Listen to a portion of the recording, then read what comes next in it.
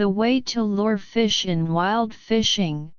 4 methods to build sustained nests, luring them in and keeping them there. If you want fish to come ashore, you have to exchange them with grains. For natural waters that are vast with sparse fish, it's impossible not to build a nest, and even building a nest doesn't necessarily mean you can catch fish.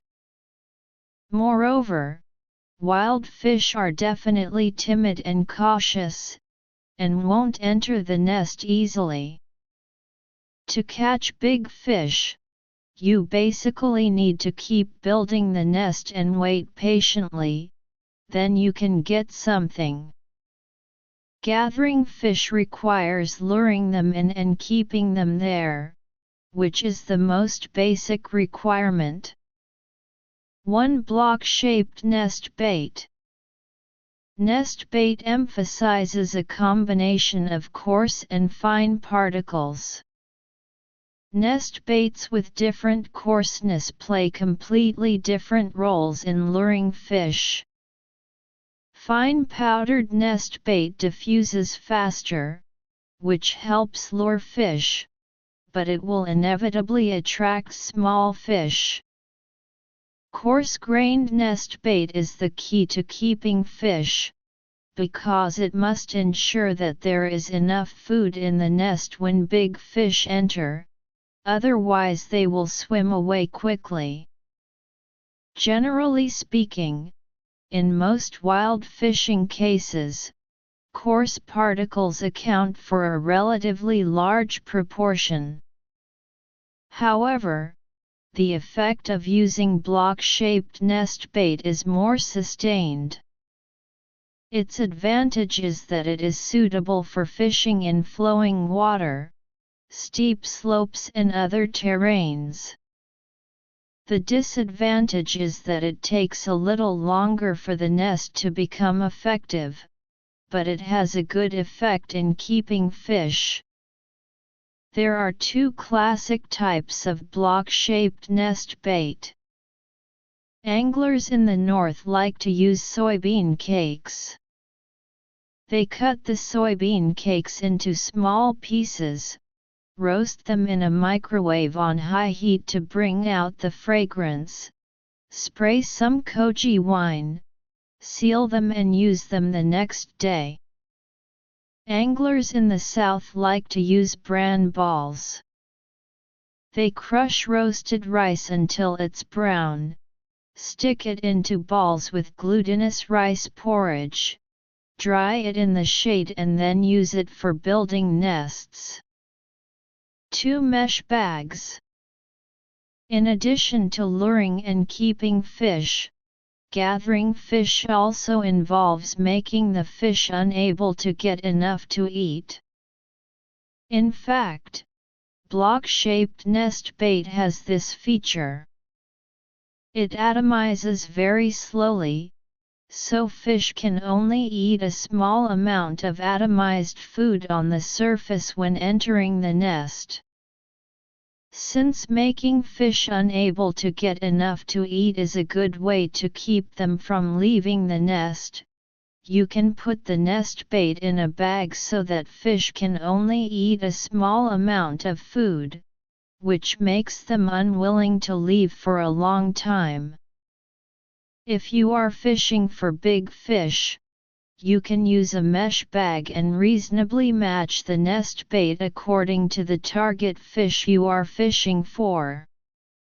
For example, when fishing for grass carp, you can put some tender grass, reed leaves, leeks, celery, coriander, and some rotten fruits such as rotten apples and rotten bananas, and the effect is excellent. If you are fishing for black carp, put the nest bait in a snakeskin bag, poke some holes and then use it to build the nest. These methods are often effective even after one night, and can be regarded as a relatively sustained way to lure fish. 3. Clay. Although clay is unremarkable, it is often used in fishing. For example, when using earthworms to fish for crucian carp, it is necessary to ensure that the earthworms are always alive, but earthworms are slippery and not easy to hook. You can get some dry soil on the shore and sprinkle it on the earthworms, which makes them easy to handle. If you go out to fish for crucian carp and forget to bring a nest builder, and only have wine-soaked rice in your hand, you must not throw a handful of wine-soaked rice against the wind. In fact, you can get some clay on the shore, mix it with some wine-soaked rice, knead it into a ball and then build the nest, so that it can be thrown out. In fact, clay is most often used when fishing for carp, because only carp have the habit of arching through the sand to find food.